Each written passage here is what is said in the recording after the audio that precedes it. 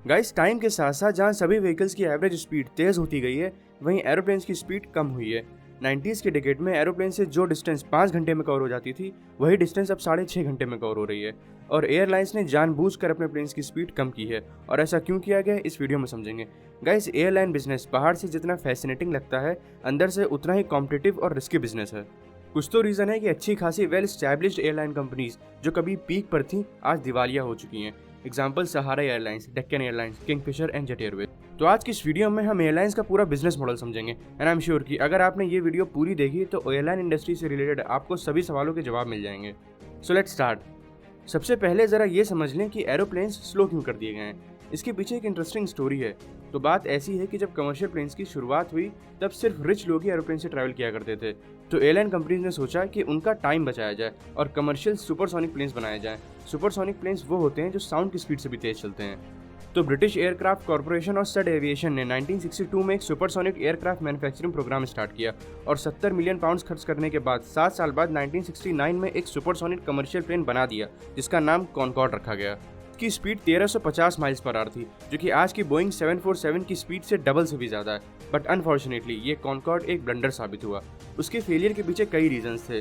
सबसे पहला रीज़न तो यही है कि कॉनकॉर्ड का टिकट प्राइस बहुत ज़्यादा था। एग्जाम्पल, पेरिस से लॉस एंजलिस जाने का किराया $7,500 था, अप्रॉक्स 5 लाख रुपए, और ये अमीरों के लिए भी बहुत ज़्यादा था। वही नॉर्मल फ्लाइट का प्राइस बस $250 था। इसके अलावा स्पीड ज़्यादा होने की वजह से कॉनकॉर्ड प्लेन्स ज़रा भी कंफर्टेबल नहीं थे, और सुपरसोनिक बूम की वजह से ये जहाँ से भी गुजरते नॉइस पोल्यूशन बहुत होता था। इसके अलावा कॉनकॉर्ड की सुपरसोनिक स्पीड की वजह से कॉनकॉर्ड का ऑपरेशनल कॉस्ट बहुत ज़्यादा था। कॉनकॉर्ड के मेंटेनेंस का 95% खर्चा सिर्फ फ्यूल खरीदने में होता था। कॉनकॉर्ड 13 लीटर में सिर्फ 1 किलोमीटर चलता था, वहीं आज का बोइंग 747 8.4 लीटर में 1 किलोमीटर चलता है। चलिए, ये प्रॉब्लम्स एक बार को अगर मैनेज भी हो जाए तो भी एक मेजर प्रॉब्लम थी कि कॉनकॉर्ड की लाइफ बहुत कम थी।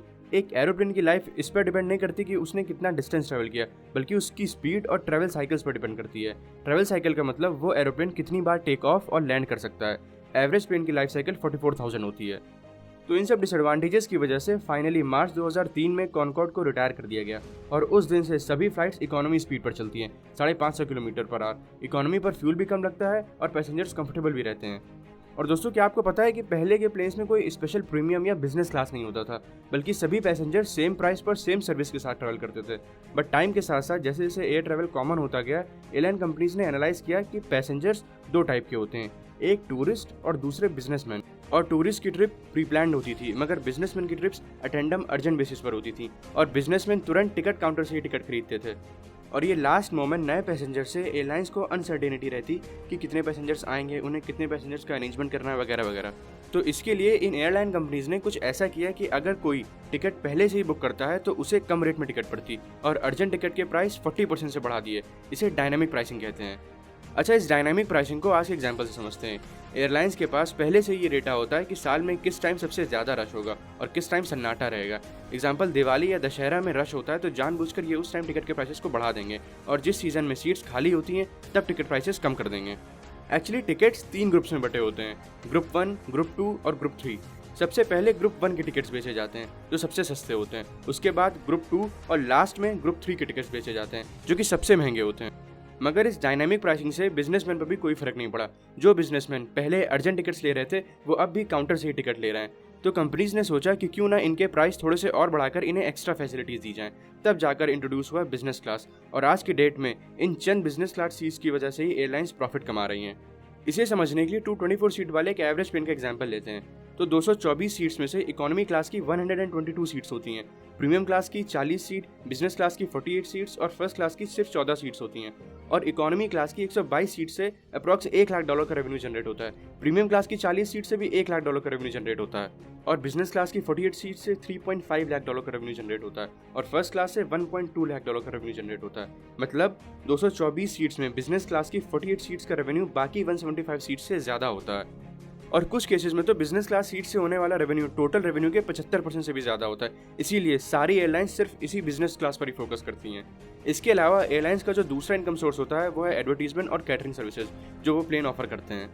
और इसके अलावा एयरलाइंस का कोई खास रेवेन्यू सोर्स नहीं होता, बल्कि चैलेंजेस इससे कहीं ज़्यादा है। तभी रिचर्ड ब्रांसन ने एक बार कहा था कि if you want to be a millionaire, start with $1 billion and launch a new airline. तो सबसे बड़ा चैलेंज तो फ्यूल ही है। फ्यूल का प्राइस कभी कम हो जाता है तो कभी एक्सपोनेंशियली बढ़ जाता है, और इंडियन एयरलाइंस को तो रुपी डिप्रिसिएशन का भी सामना करना पड़ रहा है, और ऐसे में टिकट प्राइस भी इंक्रीज नहीं की जा सकती क्योंकि तब इनके कस्टमर किसी और पर शिफ्ट हो जाएंगे। इसी वजह से एयरलाइंस को हमेशा अपने खर्चे कम से कम रखने पड़ते हैं, और आज की डेट में एक इंडिगो ही है जिसने सबसे इफेक्टिव तरीके से अपने खर्चों को मैनेज किया है। तभी आज इंडिगो के पास 41% मार्केट शेयर है। खर्चे कम करने के लिए इंडिगो ने 3 यूनिक टेक्निक्स अपनाई।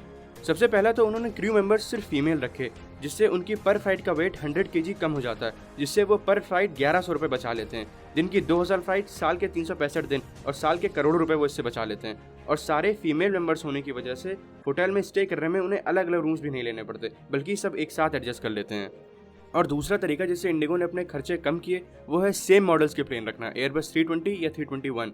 इससे होता यह है कि उनका कोई भी पायलट या क्रू मेंबर किसी भी प्लेन में सर्विस दे सकता है, उन्हें अलग से एडिशनल ट्रेनिंग नहीं देनी पड़ती, तो उससे इनका ट्रेनिंग कॉस्ट भी बच जाता है। और उनकी तीसरी टेक्निक है नो लॉयल्टी डिस्काउंट। जहां ज़्यादातर एयरलाइन कंपनीज फ्रीक्वेंट फ्लायर्स को एक्स्ट्रा डिस्काउंट देती हैं, वहीं इंडिगो ऐसा कोई प्रोग्राम नहीं चलाती। इससे उनका एक्स्ट्रा कार्ड रखने का खर्चा, एक्स्ट्रा रिकॉर्ड मेंटेन करने का खर्चा, ये सब बच जाता है, और वो अपने हर कस्टमर को लॉयल बनाने के लिए उन सब के टिकट प्राइसेस मिनिमम रखते हैं। बाकी इंडियन एविएशन सेक्टर में बहुत सी गवर्नमेंट रेस्ट्रिक्शंस भी हैं, जैसे 2016 तक तो इंटरनेशनल फ्लाइट चलाने के लिए मिनिमम 5 साल का एक्सपीरियंस मैंडेटरी था, और फॉरेन इन्वेस्टमेंट्स पर 49% की लिमिट लगी हुई थी। इस वजह से इंटरनेशनल फ्लाइट के बिजनेस में एमिरेट्स और सऊदी एयरलाइन जैसी कंपनीज ही डोमिनेट कर रही थी। हालांकि रूल्स को फ्लेक्सिबल करने के बाद उम्मीद तो यही लगाई जा रही है कि एयरलाइन बिजनेस भी अब प्रॉफिटेबल होगा, और डिस्पोजेबल इनकम बढ़ने की वजह से नेक्स्ट 5 ईयर्स में ये मार्केट काफ़ी तेज़ी से इवॉल्व होगा।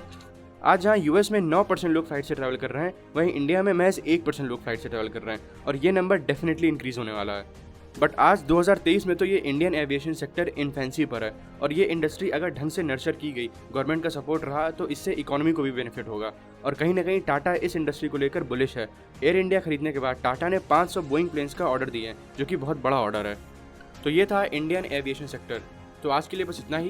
वीडियो अच्छी लगी हो तो लाइक करें, वीडियो अच्छी ना लगी हो तो डिसलाइक करें, और आप आने वाले टाइम में जिस भी टॉपिक पर वीडियो चाहते हो वो हमें कमेंट बॉक्स में बता सकते हैं, हम उस पर वीडियो ज़रूर बनाएंगे। Thank you.